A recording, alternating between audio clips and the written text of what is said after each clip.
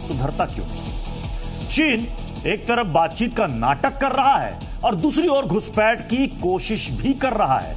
चीन ने इस बार भी भारत के दावे के उलट कहा है कि उसके सैनिकों ने तो एलएसी पार ही नहीं किया, कोशिश भी नहीं की। ऐसे में आज एनकाउंटर में कुछ अहम सवाल है जिस पर आज हम बहस करने वाले हैं। जल्दी से आपको सवाल दिखाते हैं। क्या गलवान के बाद भी नहीं सुधरा है चीन? 70 दिन पहले गलवान हुआ था, चीन ने कैसी मुंह की खाई थी सबको पता है। क्या भारत से मार खाकर ही मानेगा चीन? मतलब दोबारा चाहता है कि चीन उसे अच्छी तरीके से मार पड़े। सवाल इसके साथ यह भी कि क्या फिर सैनिकों की गर्दन तुड़वाएगा चीन? हमारे सैनिकों ने, जबकि चीनी सैनिकों की संख्या ज्यादा थी, कैसे भारी पड़े थे सबने देखा। क्या चीन से युद्ध ही आखिरी विकल्प है क्या? यह बड़ा सवाल है। सवाल यह है कि आखिर चीन की इस हिमाकत को किस तरीके से लिया जाए, क्योंकि एक तरफ बातचीत का नाटक करता है चीन, सैन्य स्तर पर, कूटनीतिक स्तर पर बातचीत होती है, और दूसरी तरफ एलएसी में घुसपैठ की कोशिश करता है, और उसके बाद देखिए साफ झूठ कि हमने तो ऐसा किया ही नहीं। क्यों? क्योंकि खदेड़ दिए गए। इसी पर आज एनकाउंटर में होगी बड़ी बहस, लेकिन सबसे पहले ये रिपोर्ट देखिए।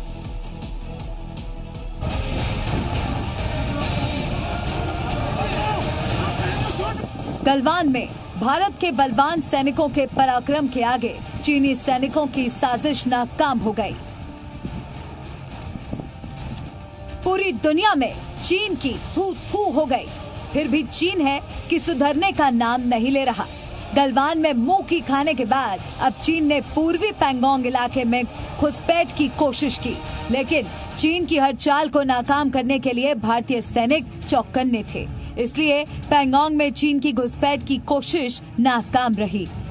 29 से 30 अगस्त की रात को चीनी सैनिक जैसे ही विवादित इलाके में पहुंचे, उन्हें भारतीय सैनिकों का कड़ा विरोध झेलना पड़ा। एक तरफ चालबाज चीन सीमा विवाद को लेकर चुशूल में ब्रिगेड कमांडर लेवल की फ्लैग मीटिंग कर रहा है, तो दूसरी ओर घुसपैठ की कोशिश भी कर रहा है।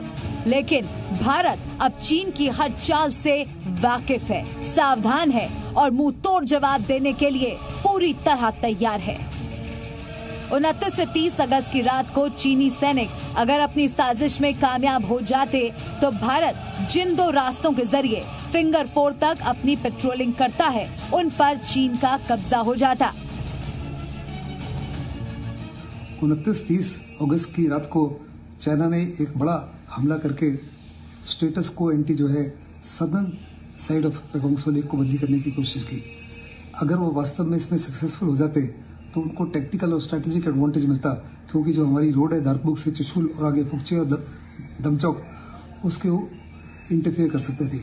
और अगर सदर्न बैंक के ऊपर जो हाइट्स हैं उनको भी घेर लें, उनको भी पकड़ लें, तो वास्तव में हमारी जो दोनों एक्सेस जाती हैं ले की तरफ, दोनों को इंटरफेयर कर सकते हैं बड़ी सक्सेसफुली। भारत के बहादुर सैनिकों ने भले ही चीन की साजिशों को नाकाम कर दिया हो, लेकिन कांग्रेस ने मोदी सरकार पर निशाना साधा है। आए दिन भारत की संप्रभुता पर हमला बोला जा रहा है। आए दिन चीनी दुस्साहस और चीनी घुसपैठ की खबरें सामने आ रही हैं। आए दिन भारत की अस्मिता पर अतिक्रमण हो रहा है, हमारी सरजमी पर कब्जा किया जा रहा है, परंतु मोदी सरकार है कहां? देश की सेनाएं तो रक्षा कर रही हैं, वो तो निडर होकर सीना थामे खड़ी हैं, परंतु देश के प्रधानमंत्री मोदी जी कहां हैं? उनकी लाल आंख चीन को दिखाकर वो बात कब करेंगे? चीन को करारा जवाब कब देंगे? चीन से लाल आंख में बातें कब करेंगे? देश की सरजमीन से चीनी कब्जा कब छुड़वाएंगे? इससे पहले 15 जून की रात को गलवान घाटी में चीनी सैनिकों की भारतीय सैनिकों के साथ हिंसक झड़प हुई थी, जिसमें निहत्थे भारतीय जाबाजों ने दर्जनों हथियारबंद चीनी सैनिकों की गर्दनें तोड़ दी थी। सीडीएस जनरल बिपिन रावत ने पहले ही चीन को कड़ी चेतावनी दी थी कि लद्दाख में सीमा की स्थिति से छेड़छाड़ करने पर भारत के पास एक सैन्य विकल्प मौजूद है। ब्यूरो रिपोर्ट, जी मीडिया। तो चलिए एनकाउंटर में बहस की शुरुआत करते हैं। बेहद ही खास मेहमान हमारे साथ इस वक्त जुड़ चुके हैं। हमारे साथ रिटायर्ड मेजर जनरल एजेबी जैनी साहब जुड़ चुके हैं। स्वागत है सर आपका। हमारे साथ रिटायर्ड कर्नल तेज टिक्कू साहब, डिफेंस एक्सपर्ट, हमारे साथ जुड़ चुके हैं। स्वागत है तेज टिक्कू सर आपका। राजीव नैन आईडीएसए से जुड़े हैं। स्वागत है राजीव जी आपका। ऋषि मिश्रा हमारे साथ पॉलिटिकल एनालिस्ट हैं, स्टूडियो में जुड़े हैं। स्वागत है ऋषि जी आपका। गोपाल कृष्ण अग्रवाल बीजेपी के प्रवक्ता, स्वागत है गोपाल जी आपका। और थोड़ी देर में retired major general GD Bakshi sir भी हमारे साथ इस वक्त इस चर्चा में, इस डिबेट में जुड़ जाएंगे। सबसे पहले मैं कर्नल तेज टिक्कू सर, मैं आपके पास आना चाहूंगा। क्या चीन चाहता है कि फिर से उसे वही मार पड़े जो 15 तारीख को पड़ी थी? देखिए, सबसे बड़ी बात तो ये है और सबसे ज़रूरी महत्वपूर्ण बात हमारे लिए ये है कि चाइना ये जो पॉस्चरिंग कर रहा है इसका मतलब क्या है और हमें क्या करना चाहिए। वो दो ट्रैक के ऊपर हमारे साथ डील कर रहा है। एक तो हमारे साथ वो नेगोशिएशन कर रहा है, नेगोशिएशन हर दिन की 12, 15, 14 घंटे चलती रहती है, उसमें से कुछ निकल नहीं रहा है। हाँ। ये चाइना की एक बहुत पुरानी चाल है कि आपको टॉक्स में उलझाते रहो और जमीन में कुछ और कार्रवाई करो। जमीन में जो वो कार्रवाई कर रहा है हमें उसकी तरफ ज्यादा ध्यान देना चाहिए। हाँ, टॉक्स चलती रहे अपनी जगह, लेकिन एक्चुअल जमीन में क्या हो रहा है वो उस पर हमें ध्यान ज्यादा देना चाहिए। मैं ये मानता हूं कि चाइना का कोई मोटिव नहीं है वहां से हटने का, जैसे फिंगर 4 के बाद वो फिंगर 5 से आगे हमें 8 तक जाने नहीं देते हैं, वो उनका मोटिव है। डेप्सांग वैली में बॉय जंक्शन पर उन्होंने कब्जा कर रखा है, ये उनका मोटिव है। गोगरा में उन्होंने जगह ऑक्युपाई करी, ये उनका मोटिव है। और अब ये जो कार्रवाई 29-30 अगस्त की रात को हुई है, ये बहुत ही बड़ी बात है, क्योंकि जैसे जनरल साहब ने आपके शो में अभी कह रहे थे कि हमारे जो दोनों एक्सिस हैं जो आगे धमचो की तरफ जा रहे हैं, तो उन पर दोनों पर इनका कब्जा होता, वो आपको यूज नहीं करने देते अगर वो कामयाब होते। मैं मानता हूं कि भारत के पास जो एक विकल्प बचा हुआ है, मुझे लगता है ये कुछ दिनों में इस्तेमाल करना पड़ेगा, नहीं तो चाइनीज लोग जो है हमारी शराफत का नाजायज फायदा उठाएंगे। जो डोकलम जो अभी उनके साथ हुआ था गलवान में, वहां गलवान में, हाँ, गलवान वैली में जो उनके साथ हुआ था उसका उनके देश में कोई खास ऐसा विरोध नहीं हुआ, क्योंकि क्लोज सोसाइटी है। लेकिन अगर उनको वहां ज्यादा मार पड़ी होती और वो मार फायर आर्म से पड़ी होती, दुनिया देख लेता, तो शायद उससे कुछ फर्क पड़ता। लेकिन ये बिल्कुल जाहिर है कि उनको कोई उससे फर्क मेजर जनरल एजेबी जैनी सर, आगे चल एजेबी जैनी सर, तो फिर इस नाटकबाज नौटंकीबाज चीन पर हम कब तक बिलीव करेंगे कि एक तरफ कमांडर स्तर की बातचीत चल रही है, वो कह रहा है कि हम तो चाहते हैं कि भारत के साथ रिश्ते अच्छे हो, बेहतर हो, और दूसरी तरफ अपने सैनिकों को कहता है कि तुम आगे बढ़ो। देखिए कब तक हम करेंगे, कब तक का तो सवाल ही पैदा हो। मेरा तो ये मानना है कि हम नहीं कर सकते तो लेवल टोटल तब तक कभी नहीं होता है ना। आज न कल हम उनको 1962 से लेके अब तक क्या हम कभी भी चीन को ट्रस्ट नहीं कर सकते, उन पर यकीन नहीं कर सकते, पहली बात। दूसरी बात, ये जो विकल्प की बात कर रहे हैं, जैसे कर्नल साहब भी कह रहे थे कि हमें तो ये विकल्प इस्तेमाल करना ही होगा। वो यस करना होगा, अगर करना पड़ेगा, और उसके लिए हम तैयार हैं। तैयारी कभी कंप्लीट नहीं होती, तैयारी हमेशा चलती रहती है, एक प्रोग्रेसिव होती है। लेकिन प्रत्युष हमें ध्यान रखना है कि उस विकल्प से पहले पॉलिटिकल, डिप्लोमेटिक और इकोनॉमिक विकल्प भी होते हैं। क्या हमने, मेरा सवाल है कि क्या हमने वो विकल्प एग्जॉस्ट कर लिए? क्या उसके आगे अभी कोई रास्ता नहीं है? कोई तो कहे, सरकार में से कोई कहे कि हमने डिप्लोमेटिक, पॉलिटिकल और इकोनॉमिक विकल्प अभी खत्म हो गए, तो आज रात को हमला कर देगी इंडियन आर्मी। लेकिन जब तक वो विकल्प सरकार की तरफ से पॉलिटिकल अनाउंसमेंट नहीं हो कि वो विकल्प अब खत्म हो गए हैं, तब तक ये विकल्प जो है वो सब्जेक्टिव रहता है। इट इज सब्जेक्टिव, क्योंकि ये जो विकल्प है वो war is the last option, war use of the military is the last Brahmastra और in political diplomacy and political strategy.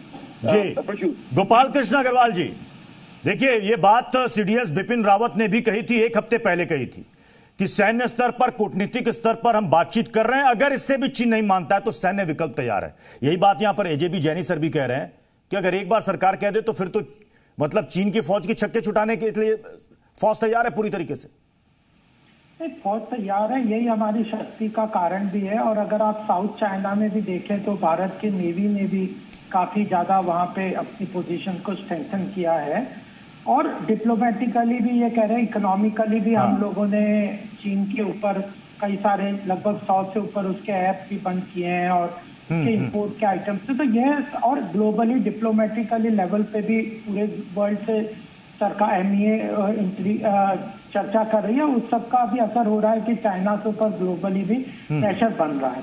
तो यह जो चाइना का कॉम्प्लेक्सिटीज है, चाइना के रिलेशन के, उसके हिसाब से अगर हम चाइना के अमेरिका के रिलेशंस के हिसाब से भी देखें तो चाइना एक कॉम्प्लेक्स नेशन है, डिफिकल्ट नेशन है और आज उसके पास एक पावर भी है, एक तरीके का इकोनॉमिक पावर भी है और एक मिलिट्री पावर भी है। तो इन सब चीजों को देखते हुए सरकार को एक सब सारे तरीके से उस सारे विकल्पों को देखना है, करना है। लेकिन कहीं भी इस बात को हम लोग पूरी तरह से सरकार की तरफ से भी चल रहा है कि आर्मी के लेवल पे भी पूरी अभी जो अब विंटर सेशन आने वाला है उसके लिए भी वहाँ पे पूरा हमने जितनी तैयारी है वो सब कर रहे हैं। तो आर्मी व एयरफोर्स और राफेल भी। तो क्या जो चीनी ऐप पर बैन किया गया, कई चीनी कंपनियों के ठेके रद्द कर दिए, ये कहीं उसका साइड इफेक्ट तो नहीं है? नहीं, साइड इफेक्ट तो चाइना को, साइड इफेक्ट तो हम कर रहे हैं ना उसको चाइना के साथ। मतलब चीन की बौखलाहट है, चीन की बौखलाहट, उसको लग रहा है कि उसके कारोबार में काफी नुकसान हो रहा है। बिल्कुल, वह उसको चीन क्या है, आज उसको भारत ने जब इनिशिएटिव लिया टिकटॉक को बैन करने का, उसके ऐप को बैन करने का, तो अमेरिका ने भी आगे बढ़ के कुछ चीजें की। अमेरिका भी आज बहुत वोकल हो गया चाइना के साथ। तो ग्लोबली हमारे साथ काफी। ऋषि मिश्रा जी कुछ रिएक्ट करना चाहते हैं? अग्रवाल साहब से मेरा कुछ सवाल है और खरे जी आप भी इसके गवाह हैं कि आप ही के डिबेट में, इनकाउंटर में मैंने सवाल किया था तो एक डिफेंस एक्सपर्ट ने हमारे बात को हल्के लहजे में लिया था। मैंने बफर जोन की बात की थी और उन्होंने मुझे जीके समझाने लगे LAC LOC क्या होता है। मैं उस दिन भी कहा था आपके चैनल पे कि हमारी सेना फिंगर 4 से फिंगर 8 तक पेट्रोलिंग नहीं कर पा रही है। और आज आपने क्या देखा, कल 29 और 30 अगस्त को क्या हुआ है? वही चीज हुआ है जो मैंने उस दिन आपके चैनल पर कहा था कि जो चीनी सैनिक है फिर से घुसपैठ करेगी। अग्रवाल साहब, लाल आंख कहाँ है आपका? जो 2013 में जो चाइना के प्रति हमारे प्रधानमंत्री जी, तत्कालीन गुजरात के मुख्यमंत्री जो भोकल थे, अब कहाँ भोकल है प्रधानमंत्री? लाल आंख कहाँ नहीं दिखाते हैं आप? अब लाल आंख दिखा है प्रधानमंत्री को आप? प्रत्युष भाई, आप देश के जाने माने पत्रकार हैं, 6 सालों में प्रधानमंत्री का लाल आंख आपने देखा है चाइना के प्रति क्या? अहमदाबाद में झुलाते हैं, हमारे संप्रभुता पे प्रत्येक दिन कब्जा करने की कोशिश होती है। अरे लाल आंख दिखाने वाले प्रधानमंत्री कहाँ है? एक्साइज चीन पे कब्जा करने वाले गृह मंत्री कहाँ है? ग्राउंड लेवल पे अग्रवाल साहब, शर्मानी चाहिए आप लोगों को। देश के संप्रभुता के साथ आप लोग समझौता कर रहे हैं। संप्रभुता के ऊपर पूरी तरह से आर्मी के बेस पे चल। अरे सेना तो हमारे चौड़ा सीना करके खड़ी है, आपके ऑर्डर के इंतजार कर रही है। कब ऑर्डर दीजिएगा? कब तक चाइना से बातचीत होगा? इस धोखेबाज चाइना से कब तक बात कीजिएगा? खरे साहब, अग्रवाल साहब से पूछिए। लाल आंख दिखाने की बात करते हैं, कहाँ है मोदी जी का लाल आंख? कहाँ है गृह मंत्री अमित शाह? अच्छा, ये ऋषि मिश्रा जी एक बात बताइए। ऋषि मिश्रा जी जरा एक बात बताइए कि चीनी सेना ने किन इलाकों में कब्जा कर लिया है?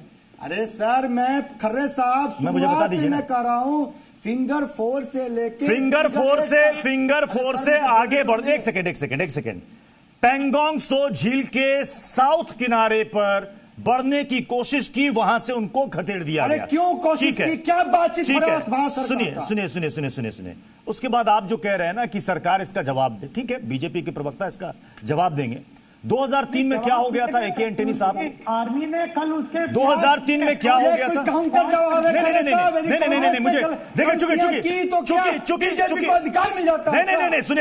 सुनिए, चूंकि सवाल यहां पर हमारे भारतीय भूभाग का, संप्रभुता का है और सेना का है, तो सेना के मनोबल को नीचे करने वाला कोई बयान तो कोई इंडोर्स नहीं करेगा। खरे साहब, आप बिल्कुल, ऋषि मिश्रा जी नहीं, देखिए, इसी हाल में तो बीजेपी चुप जाती है। इसी हाल में बीजेपी चुप रही है। आप जरा मुझे बताइए ना, राजीव नयन जी, ये जो बार बार ये जो बार बार ये कहा जाता है, नहीं, ये जो बार बार कहा जा रहा है कि चीनी सेना ने हमारे भारतीय भूभाग पर इतना कब्जा कर लिया, उतना कब्जा कर लिया। लाल आंख देखने आया हूँ राजीव, क्या कहते हैं प्रत्युष भाई। अरे शांति से बात सुनेंगे तो बात की जा सकती है, अगर उत्तेजना भरी बातें करेंगे तो बातचीत तो बढ़ाई नहीं जा सकती। खून गर्म होता है। एक सेकंड राजीव नयन जी, बात तो सुन लीजिए पहले। हाँ देखिए, सबसे बड़े जहां तक भूभाग की बात है, वो तो बहुत पहले हमारा भूभाग कब्जा किया जा सकता था। 1963 में पाकिस्तान ने हमारे ही भूभाग को चीन को दान दे दिया था। क्या कोई राष्ट्र अपनी जमीन को किसी दूसरे राष्ट्र को देता है? तो ये देखिए एक बड़ा जटिल प्रश्न है। इस तरह से आप राजनीतिकरण इसका नहीं कीजिए। एक समस्या है और चीन की जो यह नई आक्रामक है, उससे हमें निपटना है और इसमें हमें कोई दो मत और दो हमारे विचार नहीं है। और हमारे प्रधानमंत्री जी पिछले कई वर्षों से जिस तरह की उन्होंने नीति अपनाई है, पहले तो हम बोलने में भी डरते थे कि पाकिस्तान चीन को क्या बात कर रहे हैं सर आप? सुनिए तो आप सुनिएगा नहीं तो आपको जानकारी कहां से हासिल होगी। प्रमुख बंद रखिए तो आपको जवाब देते हैं। कैसे बात कर रहे हैं? इंदिरा गांधी का कार्यकाल भूल जाते हैं कि सिक्किम को चाइना के नाक के नीचे से इंदिरा गांधी ने भारत में विलय करा दिया था। आप पहले मुंह बंद रखिए तो क्या बात कर रहे हैं? क्या आप समावेशी समीक्षा उम्मीद थी आपसे? चीन को एक भाई एक पेट कहने में भी भारत सिक्किम को मैं गलत बोल रहा हूँ तो मुझे आप डांट लगा सकते हैं भाई। सभी सीनियर हमारे यहाँ बैठे हैं, लेकिन मैं गलत बोल रहा हूँ तो बताइए। चाइना के नाक के नीचे से सिक्किम को इंदिरा गांधी ने पीएन हस्कर के मदद से, पीएन हस्कर जैसे राजनयिक के मदद से इंदिरा गांधी ने चाइना के ठीक नाक के नीचे भारत में विलय कराया था। क्या आज के भारत से अरे आप लोग कैसे बात करते हैं पता नहीं। अभी लड़ाई हुई कि नहीं? अरे आप कैसी बात कर रहे हैं? आप इतिहास में कुछ हमारे पूर्वजों से अपनी नाकामी को नहीं दिखा सकती और ये सच्चाई नहीं है क्या? सिक्किम को चाइना के नाक के नीचे इंदिरा गांधी ने भारत में पीएन हस्कर जैसे अधिकारी को मैं सैल्यूट करता हूँ। इंदिरा गांधी नहीं किया था। आप सुनिए, हस्कर साहब को सैल्यूट करते हैं ना, इंदिरा गांधी को सैल्यूट नहीं कीजिए, हस्कर साहब को सैल्यूट करते हैं ना। पूरा का पूरा राज्य सरकार की खड़ी थी। एक सेकंड इसी चीज सुन भी लीजिए कैसे निपटना है। उसकी आक्रामक नीति केवल भारत के खिलाफ नहीं है, यहाँ तक कि देखिए ताइवान ने बिडेन से अपील की है कि आप इस तरह से खामोश नहीं रह सकते हैं। जिस तरह से एक सप्ताह पहले चीन का आक्रामक व्यवहार साउथ चाइना सी में हुआ था, ताइवान के खिलाफ हुआ था, बिडेन को भी अपील की जा रही है। केवल ट्रंप ही नहीं, बिडेन को भी सावधान रहना होगा। या एक बहुत बड़ा मुद्दा अमेरिका चुनाव में भी हो गया है, जिस तरह से वो जापान के खिलाफ जा रहा है, ताइवान। अच्छा एक बात बताइए जरा, एक सेकंड कर्नल तेज टिक्कू, ये चीन को भी पता है कि जो उसने हरकत 29 और 30 तारीख की रात को की है उसमें वो कामयाब नहीं हो पाएगा। तो ये पोस्चरिंग करके उसे क्या हासिल हुआ? उसे पता है कि ये खबर बनेगी, न्यूज बनेगी और उसका चीन की तरफ से खंडन आएगा और वही हुआ भी। ग्लोबल टाइम्स में तुरंत चीन के विदेश मंत्री ने कह दिया कि खबर झूठी बकवास है, हमने तो एलएसी का पूरा पालन किया है, हम तो एलएसी की उस तरफ गए भी नहीं। तो ये प्रोपेगेंडा चलाकर चीन को क्या फायदा होना है? सबसे पहले तो अगर हम डिबेट करना चाहते हैं तो ये एक राजनीतिक मैदान नहीं है, कोई राजनीतिक रैली नहीं है कि हम इतना जोर से चिल्लाएं और ये बोले कि हमारे टाइम तो ऐसा हुआ। अब देखिए हमारे सामने एक परिस्थिति है, उस परिस्थिति में चाइना जो है अपना जो पोस्चर है उसको बदल नहीं रहा है। ये जैनी साहब ने बोला कि हमें पहले सब एग्जॉस्ट करने पड़ेंगे, मैं मानता हूँ वो बहुत एग्जॉस्ट करने पड़ेंगे, लेकिन तो विकल्प पैरेलल लाइन पर जा रहे हैं कि अगर बातचीत हो रही है तो आपको 29-30 रात की जो घटना हुई वो नहीं करनी चाहिए थी चाइना को। इसका मतलब ये है कि अगर आप कोई इकोनॉमिक मेजर्स उठा रहे हैं या कोई डिप्लोमेटिक लेवल पर आपसे बातचीत हो रही है, उसका कोई असर नहीं हो रहा है। दूसरी बात ये कहना चाहता हूं कि चाइना कंटिन्यूअसली इस चीज के ताक में है कि वो अपनी टैक्टिकल पोस्चर कैसे हिंदुस्तान के हमारे साथ मेजर जनरल जीडी बख्शी साहब इस वक्त जुड़ चुके हैं। जीडी बख्शी साहब, क्या चाहता है चीन कि जोरदार करारा थप्पड़ पड़े उसे? मैं ये मानता हूं कि अगर ऐसी सज्जन को थोड़ा बोलिए, मैं भी अगर कह लूं तो। हेलो जी, आपकी आवाज आ रही है जीडी बख्शी साहब, फिर जंग छूट बोले आप। जाएगा। अगर चाइना ये हेलो समझनी चाहिए। हेलो, एक सेकंड तेज सिक्कू सर। हाँ जीडी बख्शी साहब। अच्छा हाँ। देखिए, मैं कहना ये चाहता हूँ कि भाई 5 मई से लगातार हम शांति की प्रयास कर रहे हैं हाँ। कि शांति से मामला सुलझ जाए, लेकिन साथ साथ हमने अपनी सेना को भी तैनात किया है।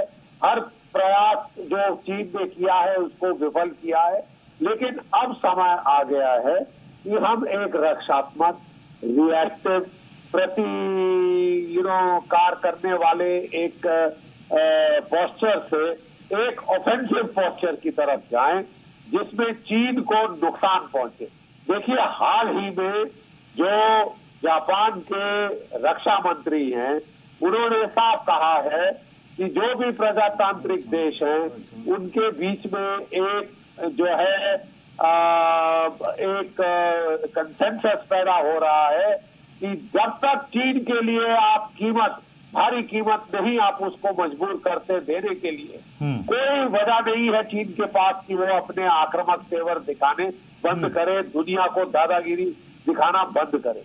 चाहे जापान हो, ताइवान हो, साउथ ईस्ट एशिया के देश हो, भारतवर्ष हो, अमेरिका हो, हर किसी से दादागिरी दिखा रहा है। हाँ। अब कहां तक दुनिया सहेगी? एक तो आपने पूरी दुनिया में जो है कोरोना फैलाया, 130 देश मांग कर रहे हैं कि चीन के खिलाफ इंक्वायरी होनी चाहिए। तब दुनिया के देश इस मुल्क से परेशान है, और ये मुल्क है कि थोड़ा अपॉलोजेटिक होने के बजाय, कंट्रीशन दिखाने के बजाय ये दादागिरी दिखा रहा है, हर किसी से दादागिरी दिखा रहा है। और साहब, हम कब तक ये सहन करते रहेंगे? हमने कहा सीमा का विवाद सुलझा लीजिए, बातचीत कर लीजिए। चीन ने बोला कि हम तो नक्शे वो तो कर रहा है ना सर, वो तो कर रहा है, वो तो नाटक कर रहा है, कह रहा है कि हम तो बातचीत करने को तैयार है। उसके विदेश मंत्री तैयार नहीं है 29-30 अगस्त की घटना को मानने के लिए। साहब, वो तो नाटक कर रहा है ना, बातचीत थोड़ी ना है। ये तो स्वांग है, ये तो नाटक है। एजेपी जैनी सर, ऐसे नौटंकीबाज के एक्सपोज हो जाने पर भी उसको कोई शर्म नहीं आती, कैसे यकीन करे उस पर और कब तक करे सर? देखिए प्रद्युम्न जी, एक तो चीन तो यहाँ तक बोल रहा है कि भारत चाइना के जो रिश्ते हैं उसको एक बड़े पैमाने पे देखा जाए, एक बड़े पिक्चर फ्रेम में देखा जाए, और जो बॉर्डर इशू है, जो ये मिलिट्री इशू है, उसको एक सही दृष्टिकोण में एक किनारे में रख के देखा जाए। अरे भाई, जो अगर तनाव बॉर्डर के ऊपर है, आप हमारी जमीन लेके बैठे हुए हो। अभी आपने काली लाइन दिखाई, लाल लाइन दिखाई, देखिए कितना फर्क है एलएसी में और जहाँ पे कि वो एक्चुअली अभी आज के दिन वहां पर कब्जा करके बैठा हुआ है। तो वो बड़ा वाला दृष्टिकोण जो है वो तो जी। यहाँ पर जीडी बख्शी सर ने भी एक बात कही है कि हमें और ज्यादा आक्रामक रवैया अपनाना पड़ेगा, क्योंकि इस नाटकबाज नौटंकीबाज चीन पर हम और काफी लंबे अरसे तक हम इस पर बिलीव नहीं कर सकते। बहुत ही छोटे से ब्रेक के लिए मैं यहां पर रुक रहा हूं। अब ब्रेक के बाद वापस लौटेंगे, एनकाउंटर में इसी चर्चा को आगे बढ़ाएंगे। बहुत ही छोटा सा ब्रेक।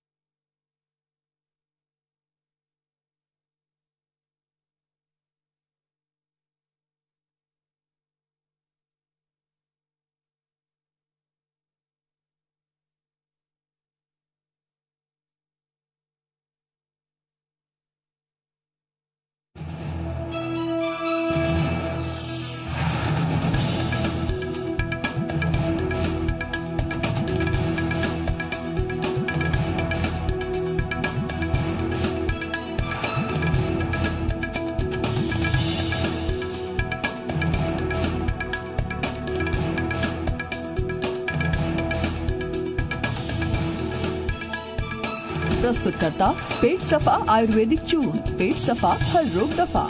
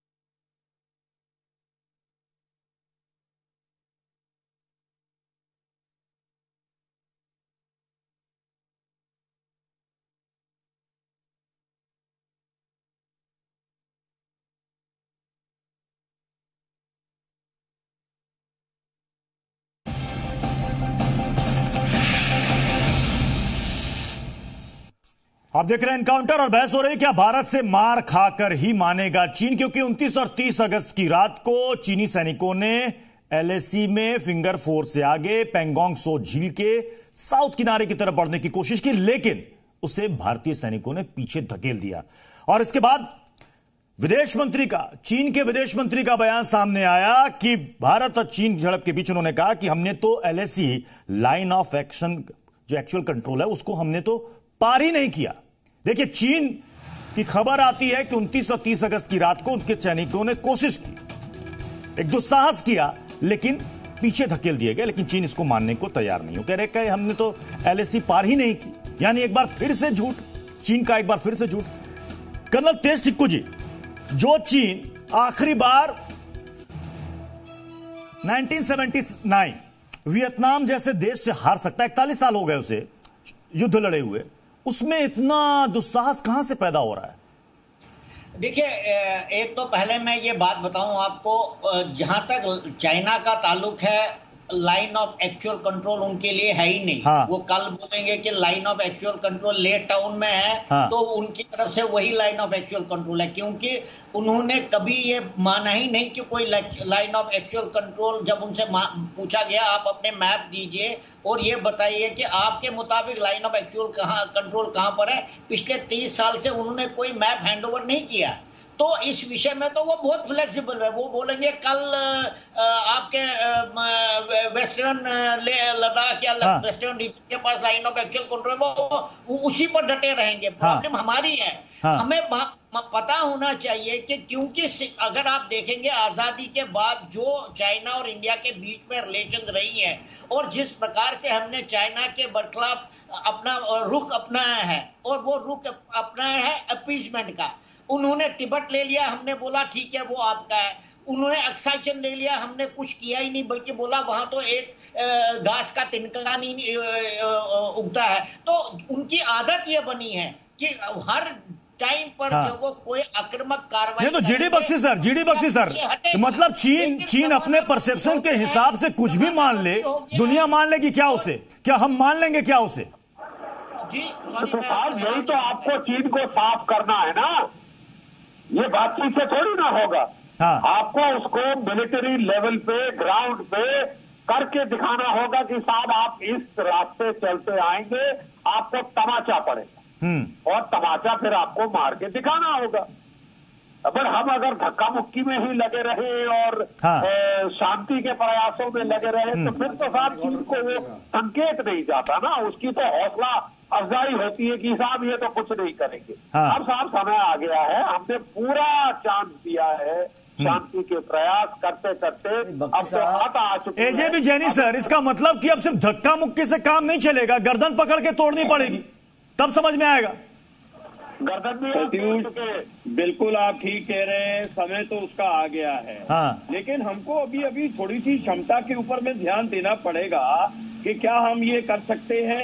देखिए, इसमें थोड़ी सी ये मानना पड़ेगा हमें कि थोड़ी सी ढील और थोड़ी सी देर जरूर हुई है। आपको याद होगा कि 2012-13 में एक माउंटेन स्ट्राइक कोर बननी थी, सैंक्शन हो गई थी, रेज हो गई थी, हेडक्वार्टर खड़ा हो गया था, यूनिट्स उसमें आ गए थे, लेकिन उसके बाद में उसका फंडिंग नहीं हुआ। गए मरहूम वित्त मंत्री जी ने उसकी फंडिंग बंद कर दी। जो मुतरमा बाद में आई उन्होंने उसकी फंडिंग नहीं दी। आज के दिन मैं पूछता हूं कि वो माउंटेन स्ट्राइक कोर कहाँ है?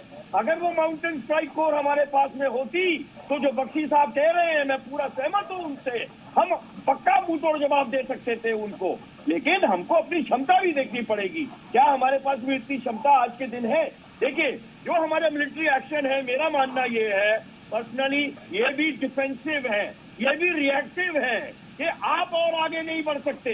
कल 29-30 को जो उन्होंने कहा, हमने धकेल के वापस कर दिया। लेकिन ये कहना कि इस मिलिट्री डिप्लॉयमेंट से हम उनको धकेल के वापस फिंगर एड के पीछे कर देंगे, वापस दिप्सांग वैली से कर देंगे, पीछे कर देंगे गोगरा और हॉट स्प्रिंग से, ये मेरा मानना नहीं है। गोपाल कृष्ण अग्रवाल जी, देखिए, डिफेंस एक्सपर्ट्स कह रहे हैं कि हमें चीन को उसकी औकात दिखानी है तो हमें आक्रामक होना पड़ेगा। देखिए, आक्रामक होने का हमारा भारत का है कि बेस्ट डिफेंस है, डिफेंस के हिसाब से हम चल रहे हैं। दूसरी बात यह है कि हमें अपनी प्रिपेयर्डनेस जो है उसको भी बढ़ा रहे हैं, हम बैठ नहीं रहे। आज राफेल खरीदे और 16 साहब का सवाल का जवाब दीजिए ना। 2013 में जो माउंटेन स्ट्राइक जो बना था, इतने सालों से कोई माउंटेन स्ट्राइक कोर जो बना था, उसको क्यों बंद करवा दिया आपने? पिछले 6 साल में ये शुरू हुआ है। आप साउथ साइड, अरे भाई, डिफेंस एक्सपर्ट का जवाब दीजिए ना, माउंटेन स्ट्राइक कोर को क्यों बंद करवा दिया आपके वित्त मंत्री ने? पैसे का जो अरेंजमेंट था वो क्यों बंद करवा दिया आपके फाइनेंस मिनिस्टर ने? ये स्टैंड लिया है कि वो मिलिट्री वहाँ पे जैनी साहब का जवाब दीजिए ना, नहीं बना सकता। जैनी साहब का जवाब दीजिए ना अग्रवाल साहब।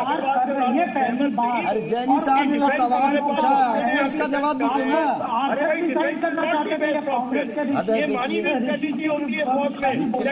बोले जा रहे हैं, आप तो कह रहे थे थाली में रख के उनको हमको इकोनॉमिक। अरे साहब, यदि परमिशन हो, क्योंकि मैं बिना आपके परमिशन से सवाल नहीं करूंगा। अग्रवाल साहब, मेरा एक सवाल है, सिंपल सवाल है। जैनी साहब को सैल्यूट करता हूं, उन्होंने एक बेहतरीन सवाल किया आपसे। 2013-14 में जो माउंटेन स्ट्राइक कोर बना था, उसको इस सरकार ने क्यों बंद करवा दिया? क्या करते ऋषि जी, आप सुनते दूसरों को बोलने दे रहे हैं? अरे मैं सवाल कर रहा हूँ, आप तो हमारे सेना को हाथ दे नहीं पा रहे। अग्रवाल साहब, गुस्सा मत कीजिए, गुस्सा करना है तो चाइना पे कीजिए ना। अरे गुस्सा करना है तो चाइना पे कीजिए, चश्मा हटा के लाल आंख दिखाइए। आज लाल आंख देखने आया हूँ मैं, आज आपका लाल आंख देखने आया हूँ।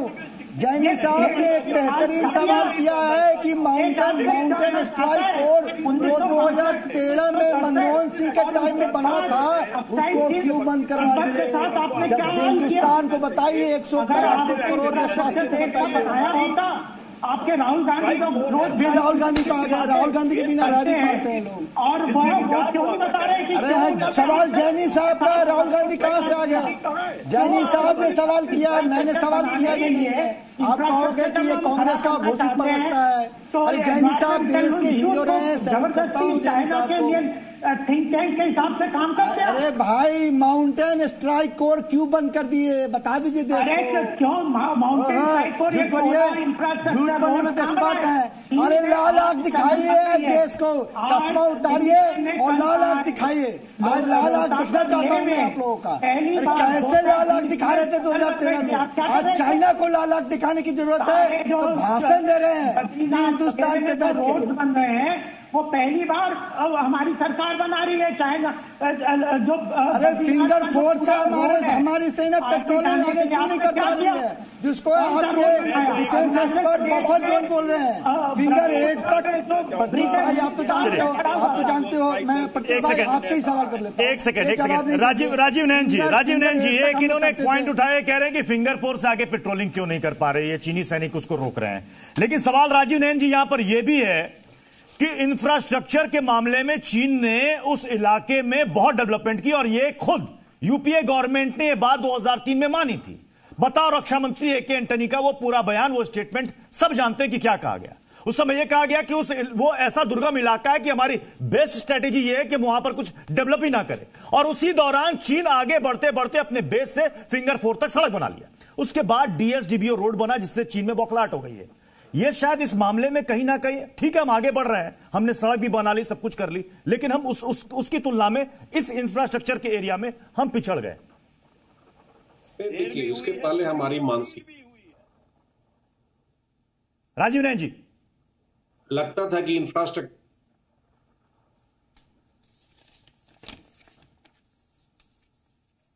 एक बड़ा ही दुर्भाग्यपूर्ण एक नीति भी रही है, इसको कहे हमारे सोच, लेकिन इस सोच को हमने हटाया। हाँ। और हमने हर तरह से तैयारी शुरू की। जैसे आपने बताया कि ए के एंटनी साहब ने तो पार्लियामेंट में इस बात को स्वीकारा।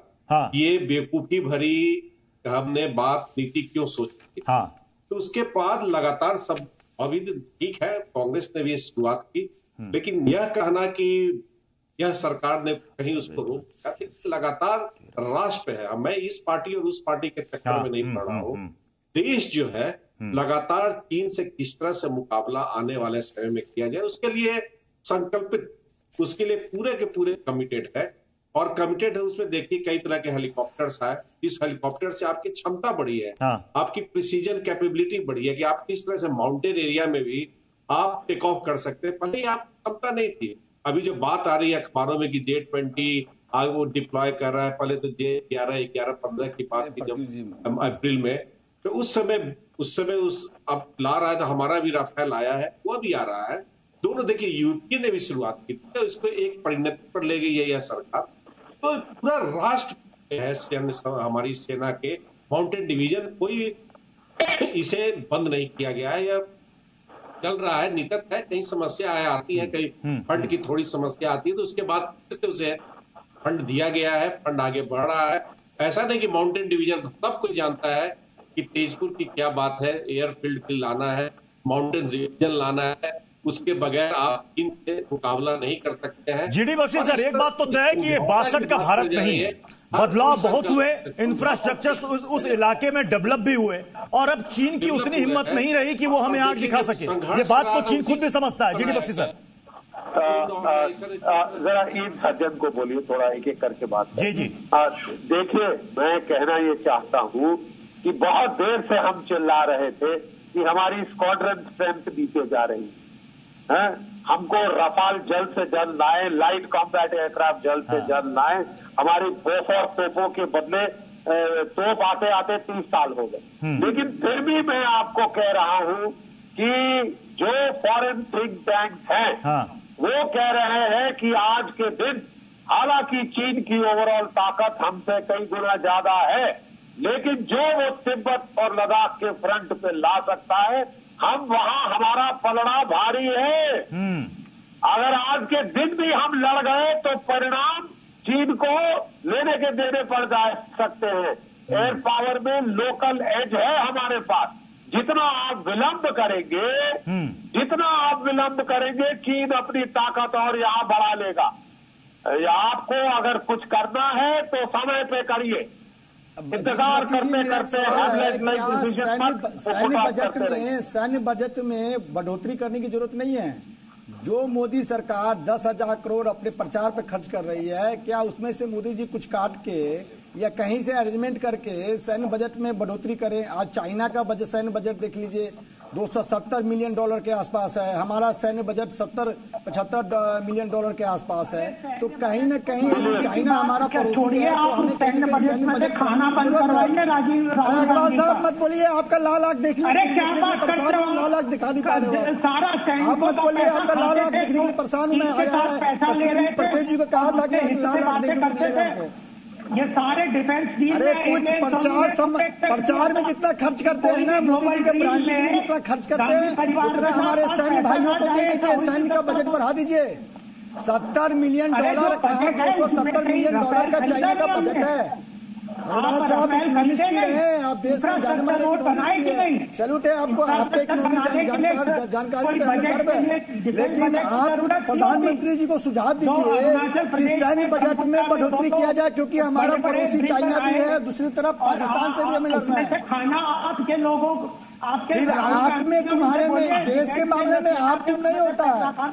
ये आप लोगों को कैसी ट्रेनिंग दी जाती है? देश के मामले में, देश के मामले हमें और आपको एक होना चाहिए, एक सुर में बात करना चाहिए। ये तुम्हारा हमारा क्या होता है? अच्छा है, और क्या पैसा तो उनके लिए बातें करना, डिफेंस का भी पैसा खाने का काम करते थे। तो बजट बढ़ा दीजिए ना, प्रचार कम कर दीजिए। बजट बढ़ा के, और अरे मोदी जी का ब्रांडिंग कम कर दीजिए, थोड़ा पैसा उसमें जोड़ दीजिए, बजट में जोड़ दीजिए। इंफ्रास्ट्रक्चर के लिए। और मैं प्रत्युष जी आपको बता दूं, गुजरात में सबसे ज्यादा चाइना की जरूरत होती है। ये लोग जो है खोखली बातें करते हैं। एक तरफ चाइना का ऐप बंद करते हैं, दूसरी कर्नल तेज टिक्कू सर, आपको लगता नहीं कि जब सवाल देश, सेना और संप्रभुता का हो तो उसमें राजनीतिक बहस नहीं होनी चाहिए?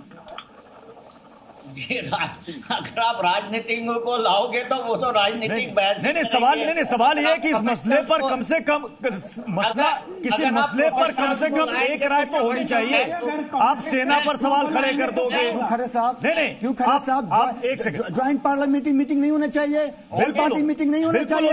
देश के संप्रभुता में खतरा है। इस सरकार ने कितने बार ऑल पार्टी मीटिंग? लेकिन अगर आप ये कहेंगे कांग्रेस की बात पर भी हमें बिलीव नहीं है, सेना की बात पर भी हमें बिलीव नहीं है। प्रत्युष भाई, आप अगर आपको कांग्रेस के स्पोक्स पर्सन बनना है तो अरे भाई हमको नहीं बनना है, हमको नहीं बनना है। हम हिंदुस्तानी है। क्या है कि हिंदुस्तानी का फर्ज नहीं बनता है? साहब ने कहा था कि देखने के लिए परेशान हूँ मैं। लाल आंख बताओ कौन? लाल आंख दिखाइए ना, लाल आंख आज राफेल डील हम क्यों नहीं कर सकते? भाई लाल आंख दिखाओ, आपने लाल आंख खाते थे, पैसा नहीं मिल रहा था। टिक्कू सर सवाल ये है, बोलो ये बात। एक सेकंड कर्नल तेज टिक्कू सर, सवाल ये है कि अब ऐसी स्थिति में, चूंकि चीन तो मानेगा नहीं, उसके कितने सैनिक मारेगा ये भी आज तक चीन ने माना नहीं, और LAC में उसने पार करने की कोशिश की, पीछे खदेड़ दिए गए, वो फिर नहीं मान रहा है। ऐसी स्थिति में जब हम ये कहते हैं कि हमारे 3 एक्स्ट्रा ब्रिगेड वहां तैयार है, 30,000 से ज्यादा जवानों की तैनाती उस इलाके में हम है, तो सैन्य विकल्प की जब बात करते हैं CDS बिपिन रावत साहब, तो इसका सीधा संदेश चीन को समझ में आ भी रहा है या नहीं? देखिए, मैं आपको एक चीज बताता हूं।